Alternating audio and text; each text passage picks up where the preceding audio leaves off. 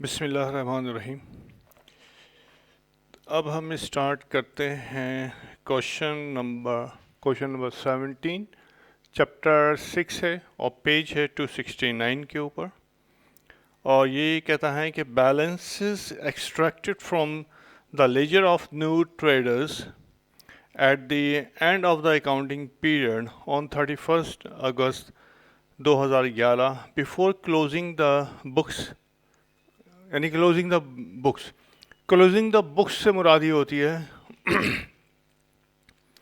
कि आप closing entries बना चुके हैं, प्रॉफिट एंड लॉस बना सकते हैं, बैलेंस शीट बना चुके हैं, ठीक है।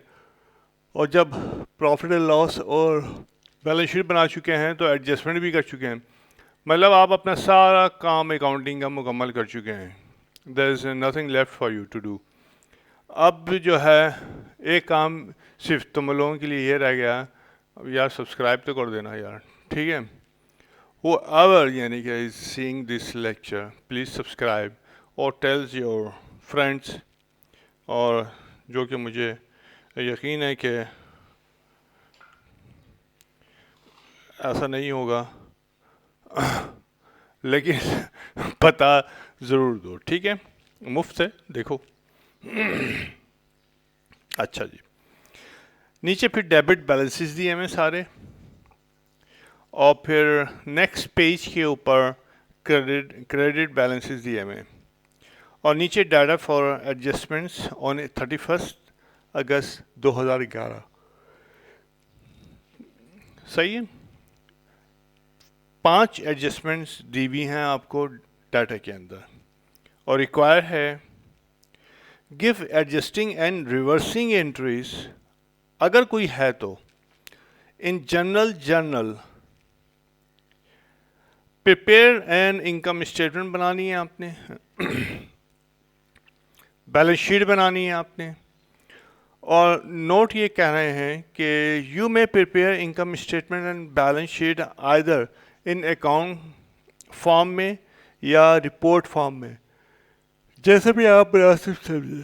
अच्छा जी, नॉर्मली जो है हम इनकम स्टेटमेंट बनाते हैं, क्योंकि लफ्ज़ स्टेटमेंट है तो वो रिपोर्ट फॉर्म में ही होती है, और जो क्लासिफाइड हम बैलेंस शीट बनाते हैं वो अकाउंट फॉर्म में बनाते हैं। ये हमारी जनरल प्रैक्टिस है, और इसी को हम अगर सवाल के अंदर आपको इंस्ट्रक्ट नहीं किया गया कि ये करना है तो फिर तो आपके लिए लाजिम है, ठीक है।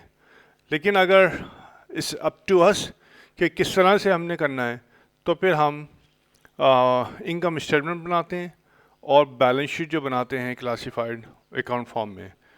तो चलिए जी स्टार्ट करते हैं हम, तो आओ मेरे नाल। अच्छा जी, अनपेड सैलरीज कह रहा है कि ये 1000 रुपये हैं। अनपेड मीन्स अभी तक पेमेंट नहीं हुई है, ठीक है। Unpaid, unpaid means accrued, accrued means payable. जब अभी तक पे नहीं हुई हैं तो क्या हुआ है, आपके लेजर में भी रिकॉर्ड नहीं हुई है, तो इनको रिकॉर्ड करना है। और एक्रूड की जो होती है वो एक्सपेंस आप हमेशा डेबिट करते हैं, और पे बिल को आप हमेशा क्रेडिट दे देते हैं, यानी एक्सपेंस को इंक्रीज करते हैं और लाइबिलिटी को भी आप इंक्रीज करते हैं। तो सैलरीज पहला 31/8 को सैलरीज एक्सपेंस, सैलरीज एक्सपेंस आपने डेबिट किया 1000 रुपये से, और सैलरीज पे बिल आपने क्रेडिट किया 1000 रुपये से, यानी कि लाइबिलिटी आपने इंक्रीज कर दी 1000 रुपये से, और नरेशन आपने लिख लेनी है एक्रूड सैलरीज। और ये आपने लकीर खींच दी। ओके जी। Allowance for depreciation on furniture was estimated 540 रुपये। और यहाँ पे इन्होंने खुद ही जो है अलाउंस आपको डेप्रिसिएशन एक्सपेंस निकाल के दे दिया है कि 540 रुपये है। ठीक है, आपको कैलकुलेशन नहीं करनी है। तो सिंपल नंबर 2 31/8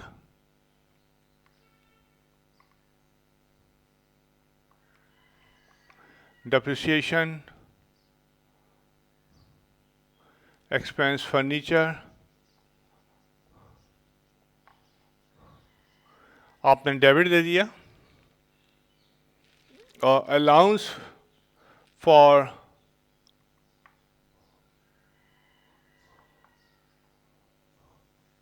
डेप्रिसिएशन फर्नीचर आपने क्रेडिट दे दिया 540 रुपये से।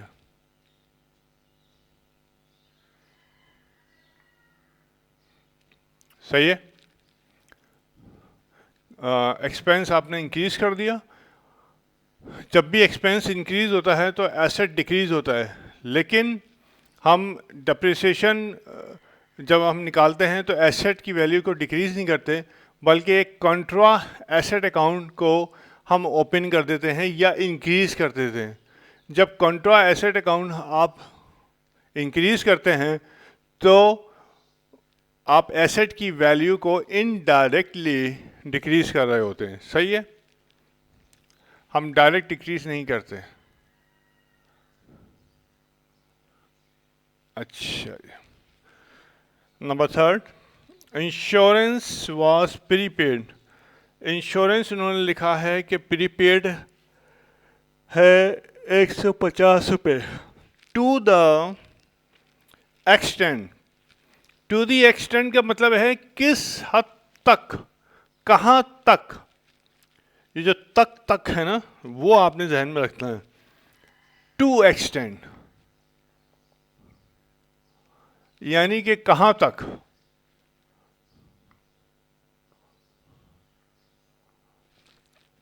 ये लिमिट दे रहा है, कहाँ तक है भाई। प्रीपेड जो है,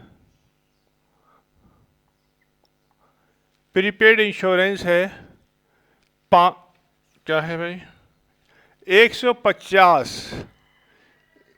ये टू द एक्सटेंड है। 150 जो है इसका बैलेंस है प्रीपेड का अब 31 अगस्त को। और डेबिट बैलेंस कहाँ दिया हुआ है भाई, डेबिट बैलेंस पर चेक करो। या प्रीपेड इंश्योरेंस, प्रीपेड इंश्योरेंस ये एडजस्टमेंट है आपकी, ठीक है। और ट्रायल बैलेंस के अंदर कितना दिया हुआ है प्रीपेड इंश्योरेंस 250 रुपये। ये भी एसेट है, ये भी एसेट है। जब दोनों एसेट दिए हुए हों, यानी कि दोनों चीज़ें जो हैं आपकी जो है अनयूटिलाइज्ड हैं, ठीक है। दोनों चीज़ें जो है अनयूटिलाइज हैं, अनयूटिलाइज हैं। अनयूटिलाइज कर लें, अनएक्सपायर्ड कर लें, ठीक है ना। कोई भी अमाउंट जो है, यानी कि ये अमाउंट रह गई हैं। पहली अमाउंट जब पेमेंट की थी तो आपने उसको रिकॉर्ड किया था एज एन एसेट जब आपने पेमेंट की थी, ठीक है। कि प्रीपेड इंश्योरेंस को आपने डेबिट किया और कैश को क्रेडिट किया। सही है, कितना 250 रुपये के हिसाब से at the time of payment. तो आपने क्या रिकॉर्ड किया, एसेट रिकॉर्ड किया। यानी कि आपने कहा कि ये पूरी की पूरी अमाउंट जो है मेरी अनयूटिलाइज्ड है, पूरी अमाउंट मेरी अनयूटिलाइज्ड है। अब जाहिर है आपने कुछ ना कुछ तो इस्तेमाल कर लिया, महीना 2 महीना 3 महीने, ठीक है। तो इंश्योरेंस जो है आपने बेनिफिट तो लिया। जब बेनिफिट लिया तो 31 दिसंबर अगस्त को जो है आपको पता चला है कि अब कितना बैलेंस अनयूटिलाइज रह गया है, यानी कि 250 जो रिकॉर्ड किया था अब कितना रह गया है। अब जनाब रह गया है 150 रुपये। तो अब दोनों अमाउंट यूटिलाइज की हैं, अनयूटिलाइज की हैं, तो हमने क्या चीज़ निकालनी है, यूटिलाइज्ड यानी या एक्सपायर्ड।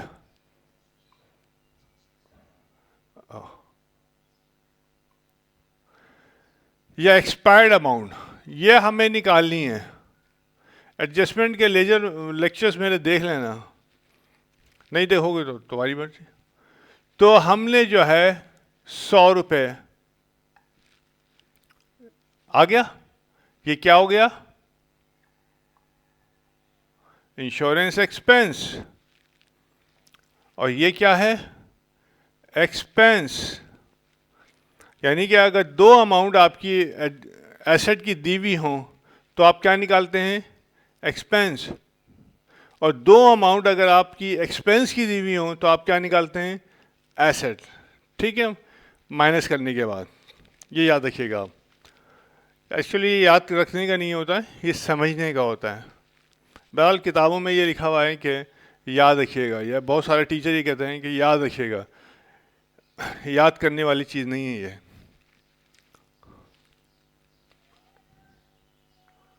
31/8 को इंश्योरेंस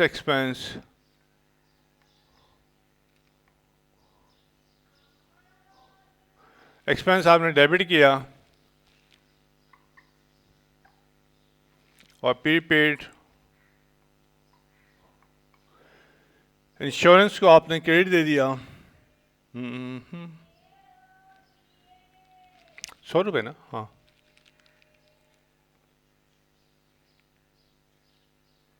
100 रुपये से। तो ये आपने आपकी एंट्री जो है मुकम्मल हो गई। बेल लाइन भी सही से नहीं खींच सकता मैं।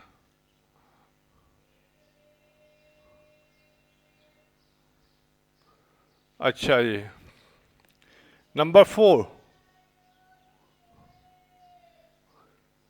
4 जो है बैड डेट्स है। बैड डेट्स मतलब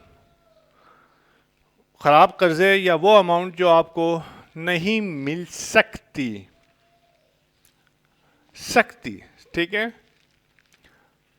एक तो है कि नहीं मिलेगी और एक है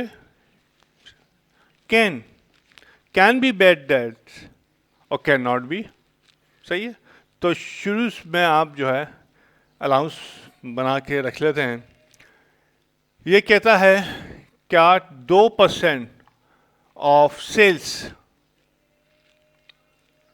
ये जो सेल्स होती है रिमेंबर ये होती है नेट सेल्स, यानी कि इसमें से डिस्काउंट माइनस होता है एंड रिटर्न एंड अलाउंस ये माइनस होते हैं फिगर। तो नेट सेल्स इसमें से ये माइनस होती है तो नेट सेल आती है। और अलाउंस फॉर बैड डेट जो है अगर सेल्स के ऊपर लग रहा है तो वो हमेशा नेट सेल्स के ऊपर लगेगा। 2%। अब नेट सेल्स हमारे पास सेल्स रेवेन्यू है 15,000, सेल्स रेवेन्यू दी हुई है हमारे पास 15,200। अब इसमें ये देखना है कि कोई डेबिट, क्योंकि ये दोनों जो हैं ये डेबिट बैलेंस हैं। ठीक है, तो आपने डेबिट साइड के ऊपर ये देखना है इनमें से कोई है account, cash account receivable, salaries, prepaid, shop rent, नहीं जी नहीं है। मतलब यही आपकी जो सेल है ये नेट सेल है, ये जो दी हुई है कि कोई भी डिस्काउंट वगैरह नहीं है। 2%, 2%। तो 15,200 का 2% कितना हुआ जनाब, कैलकुलेट कीजिए आप।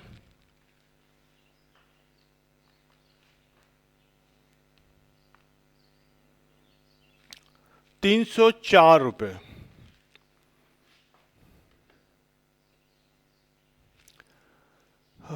₹304 बैड डेट्स एक्सपेंस को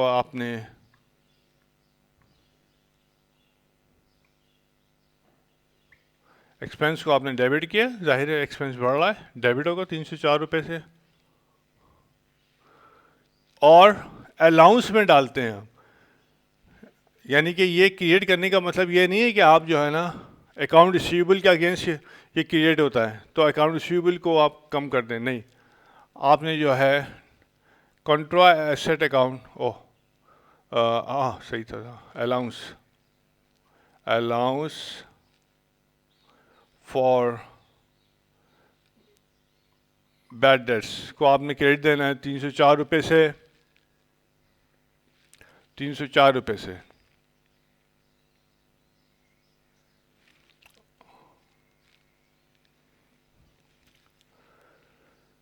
तो नेगेटिव एसेट जो है या कंट्रा एसेट जो है आपने जो है ना क्रिएट किया, और ये जो एसेट है, कंट्रा एसेट है जो है, ये आपकी बैलेंस शीट में जो एसेट है उसकी वैल्यू को कम कर देता है, यानी कि अकाउंट रिसीवेबल में से डिडक्ट हो जाता है। अच्छा जी, अब हमारे पास है last merchandise inventory. Merchandise inventory की वी हैव टोल्ड कि एडजस्टिंग एंट्री नहीं बनती है, और यहाँ पे क्यों बनती है? किताबों में बस बनती है, आई डोंट नो, क्योंकि ये एंट्री जो होती है ये क्लोजिंग होती है, ठीक है। Merchandise ending inventory,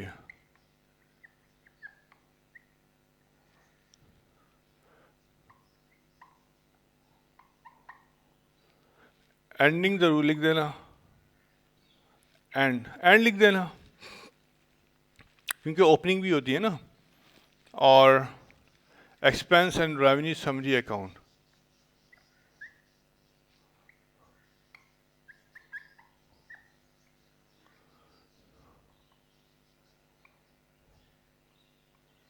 summary, this is closing entry, ये लिख देता हूं,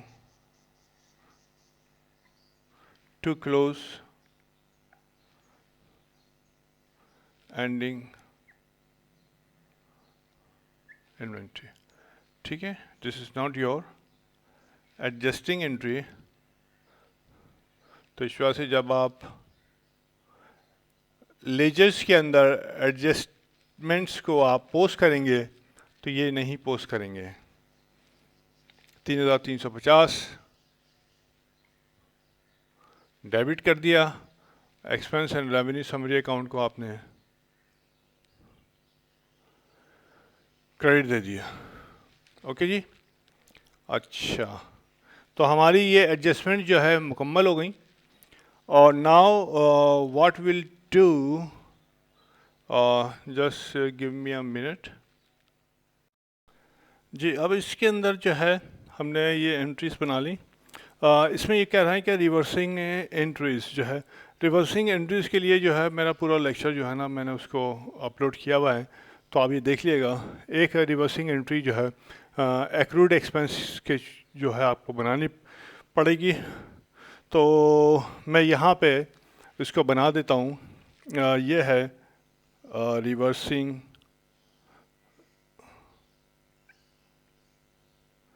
एंट्री, ठीक है। ये क्या होती है? ये पहली तारीख को बनती है, रिमेंबर। ये पहली कब बनेगी? 1 सितंबर को बनेगी, इसका अगस्त से कोई ताल्लुक़ नहीं है। 1 सितंबर को बनेगी।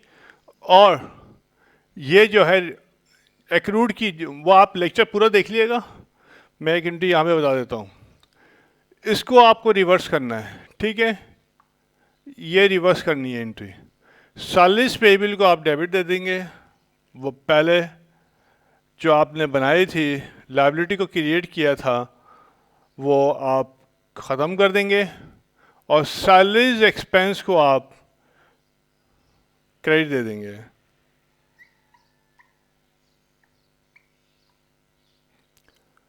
1,000 रुपये से। ठीक है, तो ये जो है आप बनाएंगे रिवर्सिंग एंट्री, लेकिन इसका इस साल से कोई ताल्लुक़ नहीं होगा, ये नेक्स्ट ईयर की, सही है, 1 तारीख को ये बनाई जाएगी। यानी कि इसका मतलब ये है कि आपने जो अब जब आप एक्सपेंस सैलरीज होगी, जब होगी तो उस वक्त रिकॉर्ड आप करेंगे कि सैलरीज एक्सपेंस को डेबिट करेंगे और कैश को क्रेडिट दे देंगे, राइट। तो उसी वक्त आप रिकॉर्ड करेंगे, उससे पहले नहीं रिकॉर्ड करेंगे। अच्छा, ये यहाँ पे ये ख़त्म हुआ। अब हम जो है हमने ये रिकॉर्डिंग कर ली थी। अच्छा जी,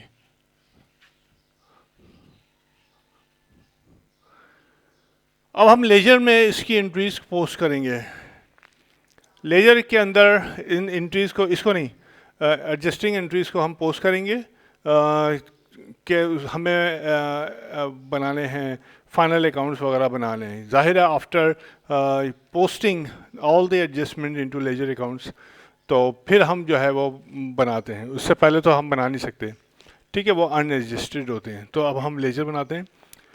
मैं ये एक्सरसाइज इस वजह से करता हूँ कि आई नो, क्योंकि इस माशरे में रह रहा हूँ, कि इंटर तो ठीक है, बच्चे अभी आए हैं, बच्चों को पता नहीं है, वो सीख रहे हैं। लेजर अकाउंट्स, लेजर के अंदर how to make posting very most important thing. इसी वजह से पहले बहुत एक्सरसाइज हमने की हैं, बहुत टाइम हमने लगाया है। और यहाँ पे मैं हर एडजस्टमेंट करने के बाद लेजर इस वजह से बनाता हूँ कि आपको ये चीज़ आपके जहनों में पुख्ता हो जाए। ठीक है, क्योंकि बीकॉम में जो बच्चा आता है या बीबीए में जो बच्चा आता है उनको नहीं पता होता। बड़े अफसोस की बात यह है। तो सिर्फ उनके लिए कि वो एक प्रैक्टिस जो है ना उनके पास एक अच्छी हो जाए। ओके जी, अब हम बनाते हैं लेजर अकाउंट्स। कौन है? न्यू ट्रेडर्स का।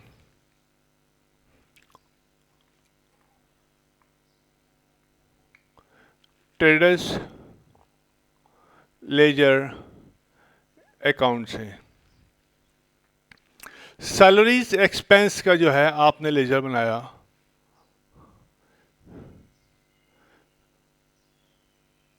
सैलरीज एक्सपेंस का। ज़ाहिर है इसके अंदर कोई ना कोई ट्रायल बैलेंस में बैलेंस ज़रूर दिया हुआ होगा, वो आपने चेक करना है। ट्रायल बैलेंस के बैलेंसेस जो आपको डेबिट और क्रेडिट दिए हुए होंगे, एडजस्टमेंट जब आप कर रहे होंगे, एडजस्टमेंट को जब आप पोस्ट कर रहे होंगे, तो यू मस्ट चेक कि कोई बैलेंस तो नहीं है ओपनिंग। तो सैलरीज एक्सपेंस का बैलेंस है 1520,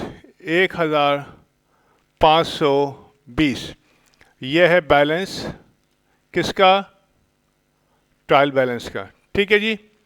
एडजस्टमेंट आपने बनाई, डेबिट किया 1,000 रुपये से।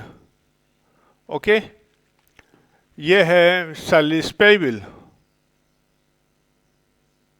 Salaries payable. बैलेंस कितना आ गया? फूडिंग की, फूडिंग आपको मालूम है, और मैं बैलेंस निकाल देता हूँ 2,520। अगर किसी को बैलेंस निकालना नहीं आता तो मेरे चैप्टर 2 के जो है जो लेक्चर हैं लेजर पोस्टिंग वगैरह के, फूटिंग बैलेंसिंग, वो ज़रूर देख लें। नहीं देखेगा तो सानू की। अच्छा जी, सैलरीज पेएबल का ये हो गया आपके पास। अब आपने बनाया लेजर सैलरीज पेएबल का। सैलरीज पेएबल का लेजर आपने बनाया। इसके अंदर ट्रायल बैलेंस में कोई बैलेंस नहीं दिया हुआ है सैलरीज पेएबल का। हो सकता है, याद रखिएगा। हाँ, तो क्रेडिट में 1,000 रुपये से आपने इसको क्रेडिट दे दिया। किससे? सैलरीज एक्सपेंस से। ठीक है। रीज़न, सैलरीज एक्सपेंस को डेबिट किया और सैलरीज पेएबल को क्रेडिट किया और बैलेंस इसका आ गया 1,000 रुपये। ये बैलेंस जाएगा इनकम स्टेटमेंट में और ये बैलेंस जाएगा बैलेंस शीट के अंदर। ना दूसरा डेप्रिसिएशन एक्सपेंस। डेप्रिसिएशन एक्सपेंस तो अमूमन जो है वो आपको ट्रायल बैलेंस जो बैलेंस होंगे उसमें नहीं होगा। हाँ, allowance for bad debts, for depreciation and bad debts हो सकता है, लेकिन इसके अंदर दोनों नहीं है। आपने दोनों अकाउंट बनाने, डेप्रिसिएशन एक्सपेंस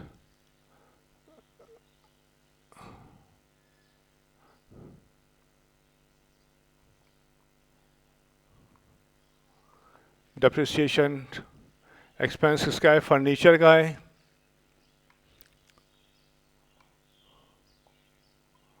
फर्नीचर कितना है जनाब? 540 रुपये से डेबिट हुआ है ये 540 से। क्यों? Allowance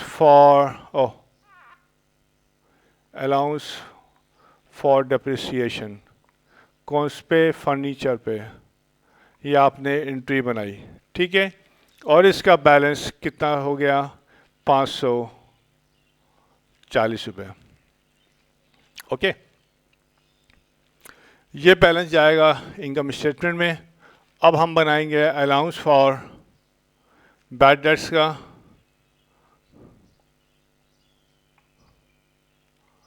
allowance for, oh bad debt कहाँ से आ गया यार? अलाउंस फॉर डेप्रिसिएशन, फर्नीचर का, ठीक है, नज़र आ रहा है? यस। तो ये क्रेडिट हो गया 540 से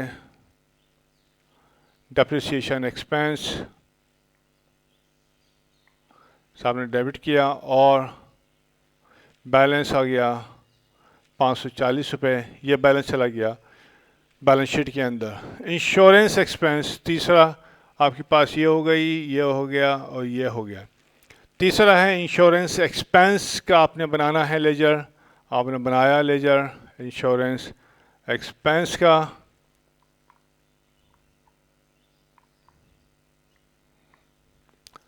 इंश्योरेंस एक्सपेंस आपने डेबिट किया 100 रुपये से, ठीक है। क्यों डेबिट किया? प्रीपेड कम हो गया आपका।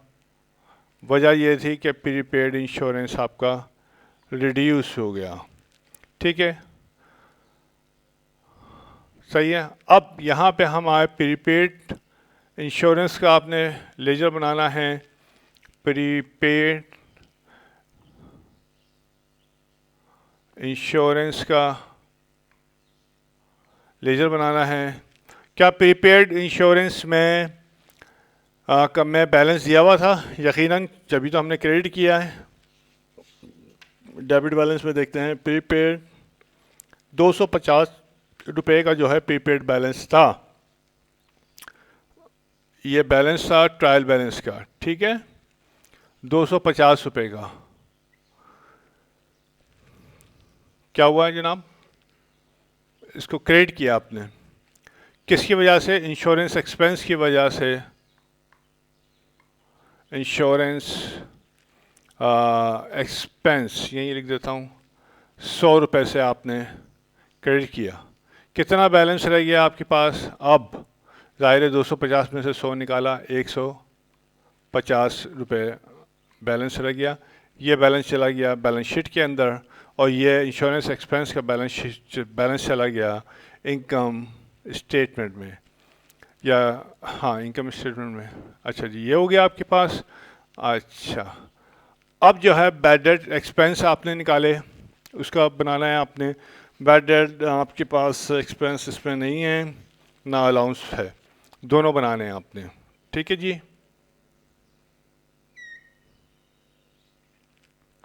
Bad debts, D small, bad debts expense कितने से डेबिट हुआ है?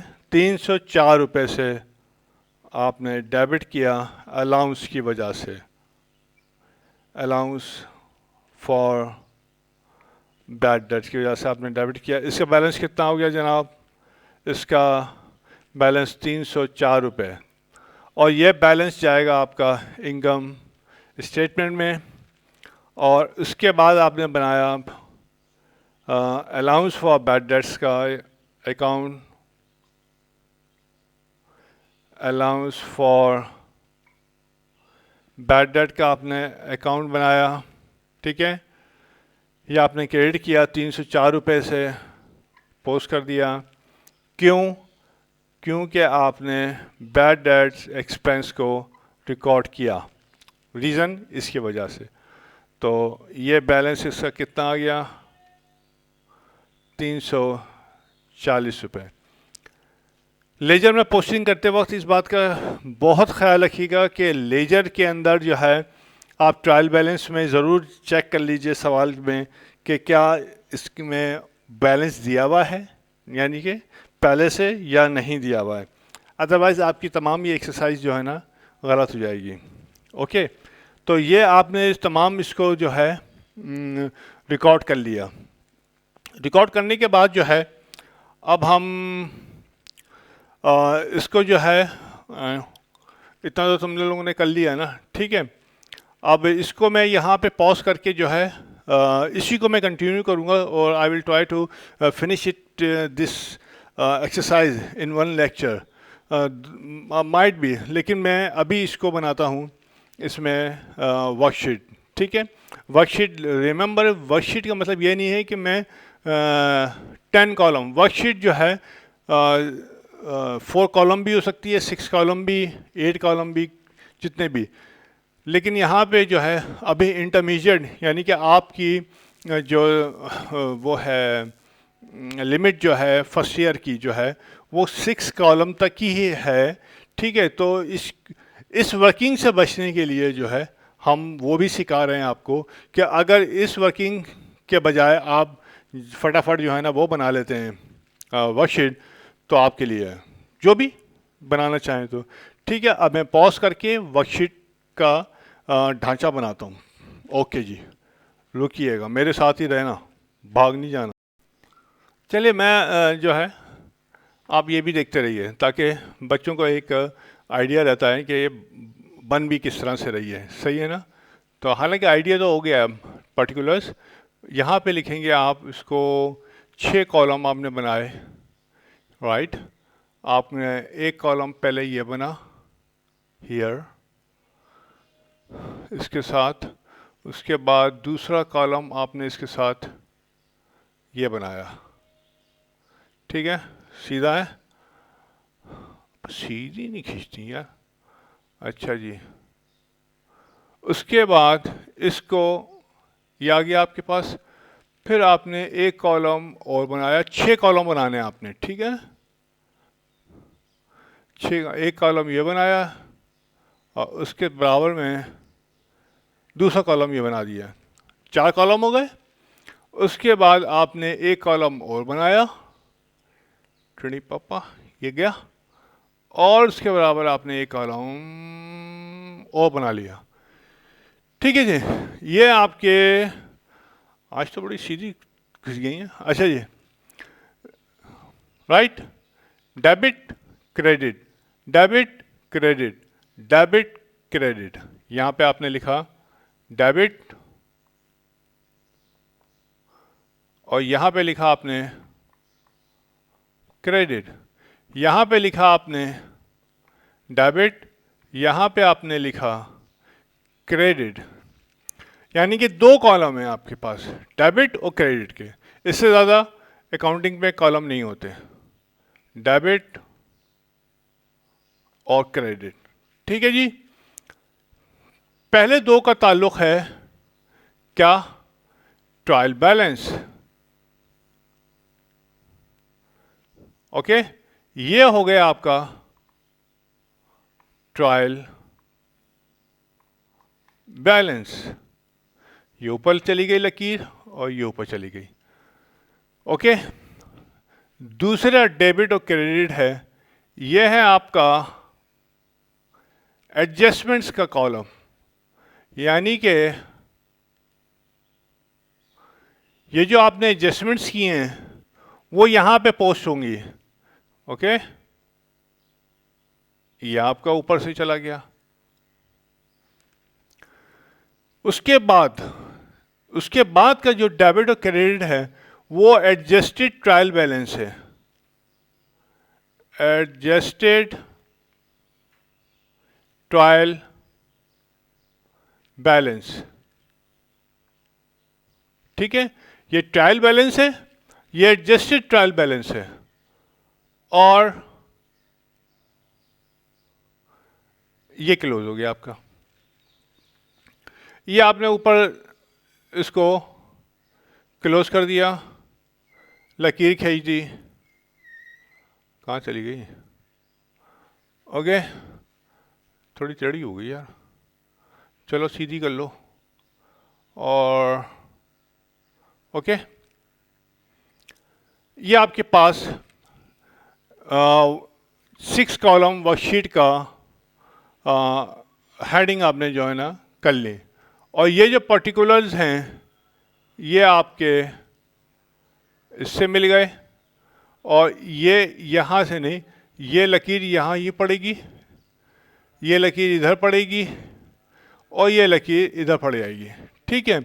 और यहीं से ये लकीर आपकी इसको इधर आ जाएगी। तो ये जो है आपका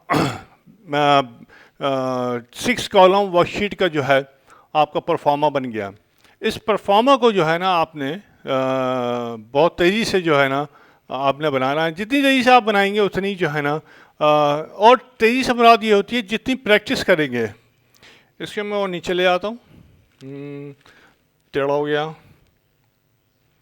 क्योंकि भाई तुम लोगों के पास तो स्केल होगा, यू कैन ड्रॉ।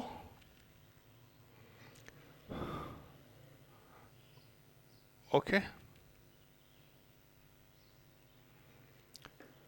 और ट्रायल बैलेंस का आ गया, ठीक है जी। ये आपका जो है आपका डिज़ाइन बन गया 6 कॉलम वर्कशीट का। इसको बनाना सीखें, सही है। अब क्या होगा? अब जो है मैंने फटाफट जो है, ठीक है, लफ्ज़ है फटाफट। फटाफट जो है मैंने जो सवाल के अंदर डेबिट एंड क्रेडिट की फिगर्स दी हुई हैं उसको मैंने ट्रायल बैलेंस के अंदर पोस्ट करना शुरू कर देना है। कैश, लो जी, इसका तो रुक जाओ। हाँ, तो इसके एक्चुअली इंक ख़त्म हो गई थी। तो कैश मैंने फटाफट मैंने डालना है 28,000 रुपये, ठीक है। उसके बाद मैंने डालना है अकाउंट रिसीवेबल और 6,200 रुपये, और उसके बाद है मर्चेंडाइज। मर्चेंडाइज हमेशा यहाँ ओपनिंग होती है, रिमेंबर। ट्रायल बैलेंस में जो होगी, ट्रायल बैलेंस में परचेजेस भी दी हुई है तो वो मर्चेंडाइज ओपनिंग होती है, और ट्रायल बैलेंस के अंदर कॉस्ट ऑफ गुड्स सोल्ड दी हुई है तो वहाँ पे जो मर्चेंडाइज होगी वो एंडिंग होगी, रिमेंबर। मर्चेंडाइज 1,870। अच्छा जी, उसके बाद कार्टेज। कार्टेज इन्हीं होगा मेरे ख्याल में 300 रुपये। उसके बाद फर्नीचर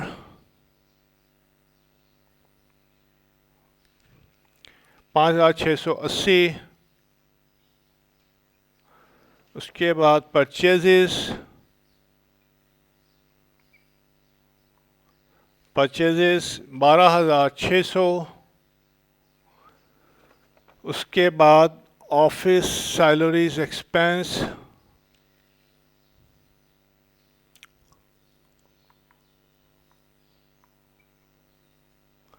1,520 रुपये।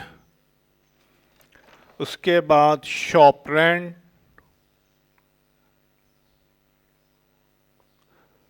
₹780। उसके बाद प्रीपेड इंश्योरेंस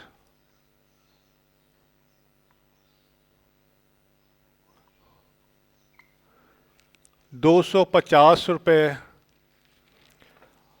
अकाउंट पेबल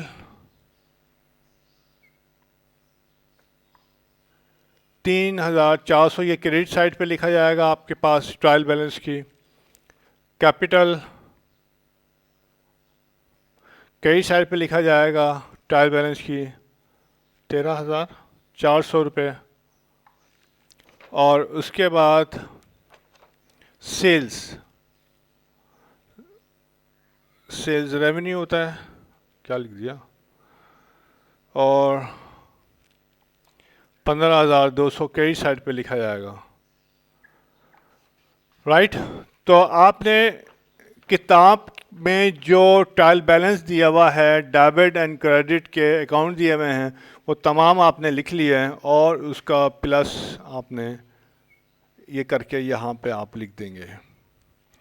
ये अमूमन जो है मैं इसको यहाँ पे इन लकीरों को मिटा देता हूँ। वो इस वजह से मिटा देता हूँ कि जब आप एडजस्टमेंट की पोस्टिंग कर रहे होते हैं तो ऐसा ना हो कि वो आप ट्रायल बैलेंस के अंदर पोस्ट कर जाएं।